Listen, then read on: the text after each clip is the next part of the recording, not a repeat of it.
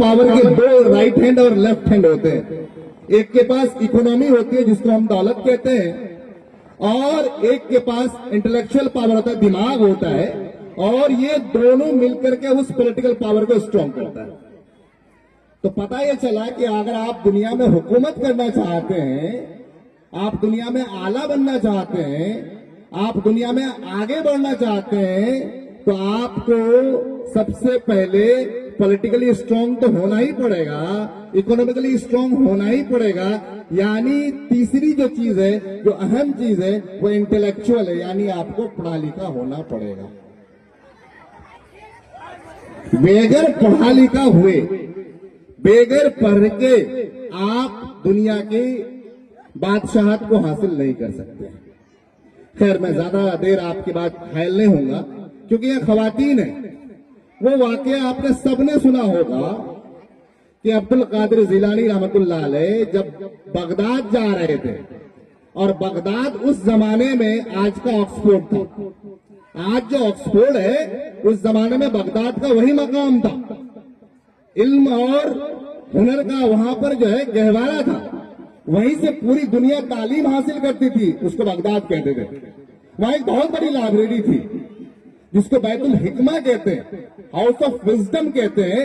वो दुनिया की सबसे बड़ी लाइब्रेरी थी। वहां पे अब्दुल कादिर जिलानी रहमतुल्लाह अलैह पढ़ने जाते हैं, उसकी माँ उसको भेजती है। और ये वाकया बहुत लोग सुने हैं कि माँ आस्तीन में जो है 40 दिरहम कहते हैं, जो है सोने के सिक्के को, 40 सोने के सिक्के को उसके आस्तीन में सीन दी थी। तो लोग और डाकू ने उसको घेर लिया। फिर वो बोले कि मेरे आस्तीन में जो है 40 जो है चांदी के सिक्के हैं। और फिर लोग इससे एक अखज ये निकालते हैं कि बच्चे को झूठ नहीं बोलना चाहिए, ये तरबियत दो कि बच्चा झूठ ना बोले। ठीक है, ये तरबियत तो अपनी जगह सही है, बिल्कुल सही है कि हमें तरबियत दें कि बच्चा झूठ ना बोले। लेकिन जो सबसे दूसरी बात जिस पर लोगों की नजर नहीं जाती है कि आज से आप सोचिए 500-600 साल पहले की बात है, 40 चांदी का सिक्का यानी आज के जमाने में लाख रुपए से कम ना होगा। यानी कि एजुकेशन उस समय भी महंगा था, एजुकेशन अब भी महंगा है। तो एजुकेशन आप ये चाहते हैं बगैर पैसे के हो जाए, ये मुमकिन नहीं है। आप बच्चे को पढ़ाना चाहते हैं, बच्चे को आगे बढ़ाना चाहते हैं, तो आप खर्चा करने के लिए तैयार रहिए।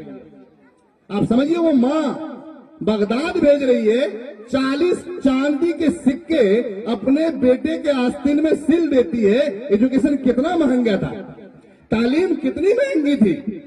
और हम ये चाहते हैं फ्री ऑफ कॉस्ट में बच्चा पढ़ ले, फ्री में बच्चा पढ़ ले। ऐसा मुमकिन नहीं है। तो आप पहले जहन ये बनाइए कि हम भैया लिबास कम पहन लेंगे, काम चल जाएगा। गोश्त हफ्ते में एक ही दिन खाएंगे, काम चल जाएगा। बच्चों के पीछे खर्चा करने के लिए तैयार हो जाएंगे। जिस दिन आप ये माइंड मेकअप कर लेंगे, ये जहन बना लेंगे कि हम बच्चों के पीछे पैसा खर्च करेंगे, उस दिन फिर आप अपने बच्चों को तालीम याफ्ता कर पाएंगे। दूसरी बात, खवातीन है यहाँ पे, औरतें ज्यादा है। अल्लाह के रसूल की हदीस है, माँ की गोद बच्चों का पहला स्कूल है। पॉइंट को नोट कीजिएगा, माँ की गोद बच्चों का पहला स्कूल है। यानी माएँ जो है वो अल्लाह के रसूल ने उसको स्कूल का नाम दिया, किसी टीचर का नाम नहीं दिया कि माँ की गोद एक टीचर है, छोटा हो जाती। माँ की गोद एक इंस्टीट्यूशन का नाम दिया, एक स्कूल का नाम दिया। अब समझिए कि एक स्कूल कितनी बड़ी चीज है। वहां बच्चों को तालीम मिलती है, तरबियत मिलती है, वहां से बच्चा निकलता है, वहां से बच्चा अपने मंजिल को पकड़ता है, अपने ख्वाब को पूरा करता है।